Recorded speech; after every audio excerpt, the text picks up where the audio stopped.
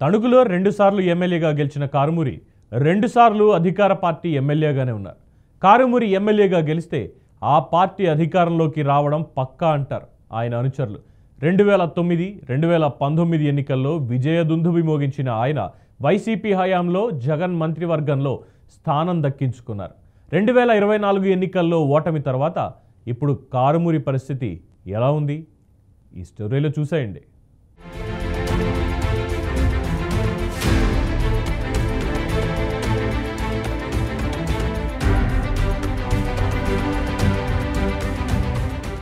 రాజకీయాల్లో పదవులు దక్కాలంటే ఎంతో ఓపిక, సహనం ఉండాలి. అంతేనా?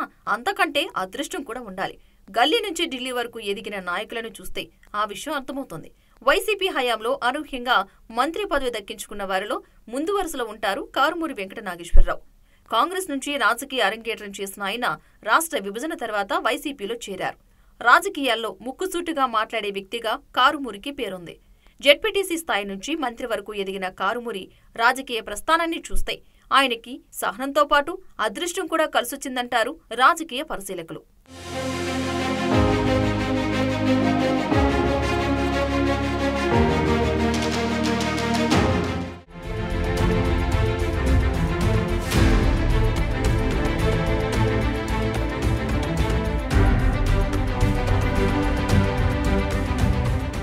కాంగ్రెస్ లో రాజకీయ జీవితాన్ని ప్రారంభించిన కారుమూరి పశ్చిమ గోదావరి జిల్లా పరిషత్ చైర్మన్ గా పనిచేశారు. అనంతరం 2009 ఎన్నికల్లో తణుకు నుంచి కాంగ్రెస్ ఎమ్మెల్యే అభ్యర్థిగా పోటీ చేసి విజయం సాధించారు.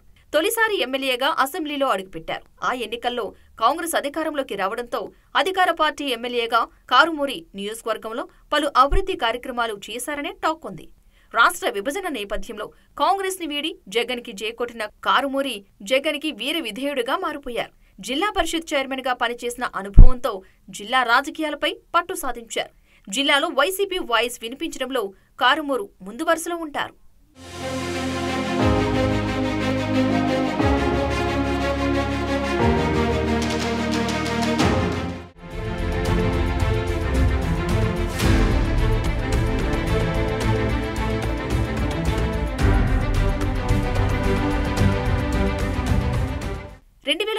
ఎన్నికల్లో తణుకు నుంచి వైసీపీ అభ్యర్థిగా పోటీ చేసిన కారుమూరి ఆ ఎన్నికల్లో విజయం సాధించి రెండోసారి ఎమ్మెల్యేగా ఎన్నికయ్యారు.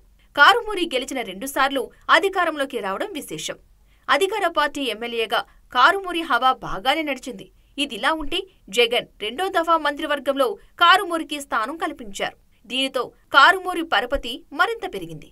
2024 ఎన్నికల్లో తణుకు నుంచి పోటీ చేసిన కారుమూరి ఓటమి చవిచూడక తప్పలేదు. ఆయన ఏమాత్రం వెనుకడుగు వేయకుండా పార్టీలో యాక్టివ్గా పనిచేస్తున్నారు. నియోజకవర్గంలో అందర్నీ కలుపుకుని పార్టీ బలోపేతంపై దృష్టి పెట్టారని ఆయన అనుచరులు అంటున్నారు. కూటమి ప్రభుత్వంపై నిరంతరం ప్రశ్నల వర్షం కురిపిస్తూ వైసీపీ వాయిస్ వినిపిస్తున్నారు.